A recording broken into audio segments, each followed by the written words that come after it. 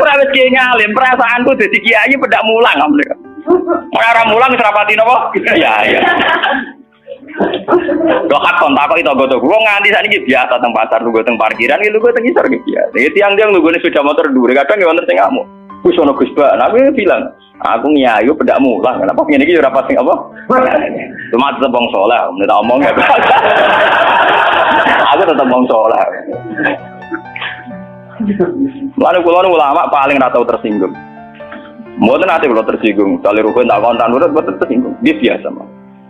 Ya ranura itu artinya jadi akal. Jadi pertimbangan. Ya apa jadi akal lah. Kudune seneng di santri jadi duwe akal. Kadang kita ini berlebihan, ngongkon wong liya juga taat di luar konteks urusan agama. Kadang kita nyuruh orang itu kan hadzun nafsi. Misalnya aku jadi kiai di rumah mewah, tentu kepengen ono pot sing indah, ono bunga sing indah. Ngongkon santri wajib nurut, itu kan aku nafsu. Saat aku kepengen di bunga yang indah, di taman indah aku kan nafsu. Kenapa instruksinya pakai lembaga kekiainan? Paham ya? Oh itu kan kriminal, apa? Paham ya? Kecuali misalnya Ruhin ngaji ngantuk, anggap kriminal bener dalam konteks agama kok itu kriminal. Paham ya? Tapi nak Ruhin tak kono tamanku dia ngantuk itu sah, karena saya sendiri ketika kepengen taman itu ono genap, itu harus dibedakan. Soalnya kanjeng tanggaku sing kiai lah ya kowe kiai adane bedak salat ae. Iki kowe pas kiai. Tapi kayak naruh kok jek kanut kok gitu sih. Apik. Tangga-tanggane wong salatin kok ape prai gara-gara kecewa apa? Ya tak omongi masyarakat ya tak omong. Nak ben prai yo prai wae. Dari awal salat itu sunat. Ora usah maksa salat itu tebe gremeng dari awal salat itu apa? Kena arep percaya tak baturi ra salat itu.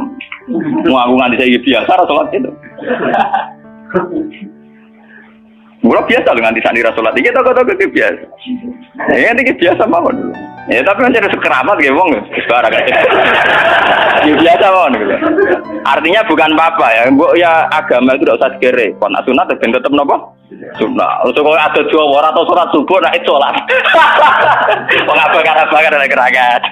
Ora tau subuh tak salat wae. Penak. Subuh wajib ora tahu pas itu apa? Paham. Maka dan itu yang dipakai ulama-ulama dulu kayak Khulafaur Rasyidin pakai itu. Kalau perintahnya itu pribadi, mereka dari awal tidak mewajibkan. Sehingga mereka tidak punya masalah yang serius.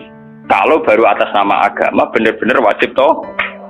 Sekarang itu kan rancu. Ngono-ngono arwe nah ono santri kriminal kabeh, misalnya wong lunga, misalnya kiai lunga kudu mobil sumban, kudu wis rosi kudu.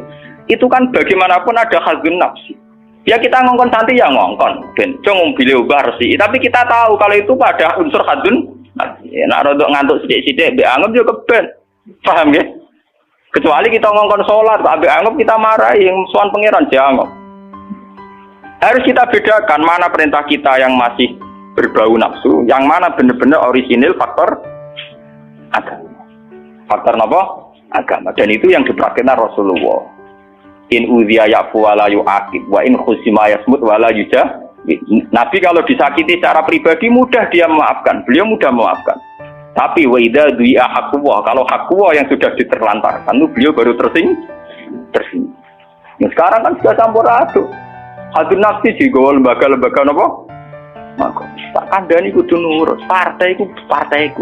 Ya PKB atau P3 itu. Kalau PDIP paham. Jangan dia kok PDIP, kalau PNS tak perjuangan.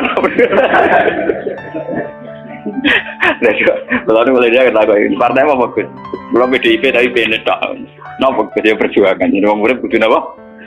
Perjuangan. Nak melihat PDIP golongan karya.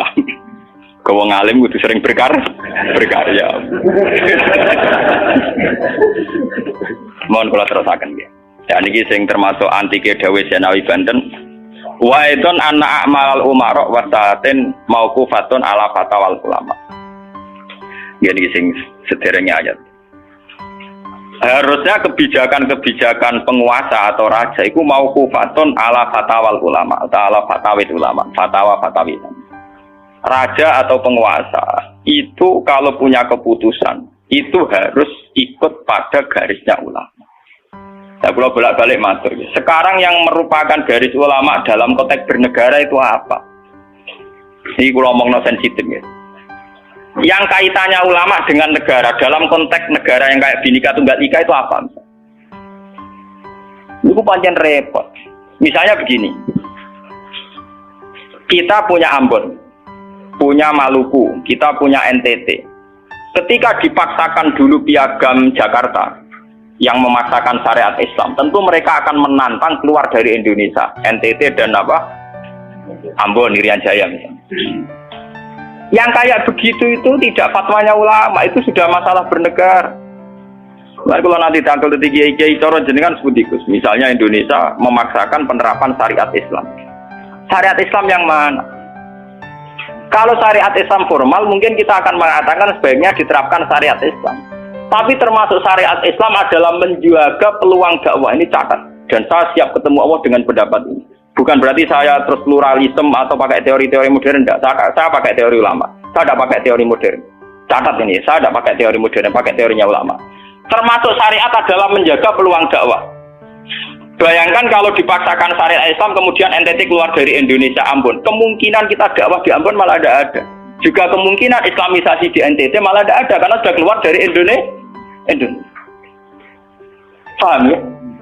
Mulai dulu wali songo ambek maling ya apik, ambek tukang zina ya apik, ambek tukang gaduh ya apik. Itu bukan berarti mereka tidak bisa bedakan hak dan batil. Dengan diapii masih ada peluang komunikasi. Dan dengan ada peluang komunikasi, ada peluang dakwah, ada peluang pembenaran. Sama dengan utuhnya NKRI NTT bagian dari Indonesia, iso Kiai Rapayu kaya rukun buak rono NTT. Ben dadi ya. Lho kanca kula ning pondok dhisik ra kanggo ini Irian Jaya kiai provinsi lah. Wingi sowan kula ngajak pangdam kula. Ya Allah Gus kula munggo ning sarang Kiai RT ora payu ning kono kiai provinsi. Lho wingi sowan kula niku sowan numpak sahabat bareng sinten? Pangdam. Saniki mun gawe yayasan nggih sekolah tinggi lah. Jadi rektor saya gitu. Wadah buta huruf ora roh. Wong sak urip-uripe ngaji mbek kula roh tenan bodorane roh tenan. Saya bakatane mbek napa? Pangdam. Mergo ketika ada kerusuhan di sana, mesti tokoh agama diundang Pangdam. Dan ini termasuk mewakili tokoh lah provinsi levelnya napa?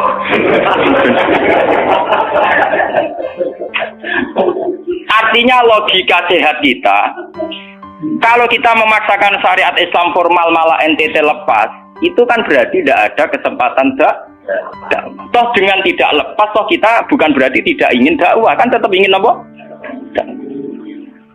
Mane bojo ngecewakno lae aja pegat. Nek ora mbok pegat ana kesempatan dandani nek kena wong ra iso.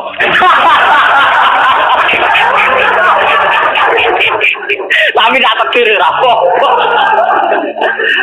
Ya sama. Semua sejarah Wali Songo itu sama orang nakal kan enggak apa-apa. Sampeyan delok biografi Ki Khudori Tegalrejo, dhisik terkenal yo kancanan bajingan. Bajingane tunduk mergo sungkan ramae. Teng Rembang ana jenenge Ki Sahid, wong e ganteng ya toreko. Niku wonten bajingan tobat mergo kula sungkan bebas saya. Mboten nate duka mek kula, ger ketemu kula pengen senyum. Lha iku sungkan senyume nganti tobat. Artinya apa? Saat kita ekstrim atas nama hak dan batil malah lari. Toh teori itu ya diakui Quran, walau kunta fazzan ghalidhal qalbi lan faddu min hawli. Toh teori itu juga tidak jauh-jauh dari aturan Islam. Meskipun kita juga punya teori yang lain, karena ini tidak selamanya berjalan lancar. Kadang gue kancanan nakal ya belok nakal tenan. Kancanan nonde ya katut tenan. Selingkuh tenan. Sebab itu ya ben sing FPI ya keben ekstrem ya keben. Nyatanya pribumisasi kadang ya katut tenan. Wong Gus kancanan nakal kadang tinakali ora anut Gus, kadang Gus katut sing nakal. Malah jadi rocker. Dari sisi pertama dakwah dibeli Gus sing melok nyanyi. Ora kok sing grup band melok wiridan malah. Artinya kan metode apapun kan enggak semuanya jalan lancar, tapi kita atas nama manhaj metode kita seluas mungkin punya wacana nggih, terus kita punya banyak pilih. Ini disebut istilahul aimah tetap nomor rahmah. Makanya Yang kamu maksud dengan syariat Islam itu apa? Kalau sering bilang, yaitu misalnya ditetapkan undang-undang gini. Setiap syariat Islam, kenapa kita ngemis ke negara? Nunggu diundangkan. Kapan kita mandiri sebagai ulama kalau setiap syariat Islam nunggu diundang? Sebelum diundangkan negara, kita sama ulama selalu dakwah ilallah. Misalnya sebelum ada badan narkoba, sauri-uripe kiai mesti anti narkoba.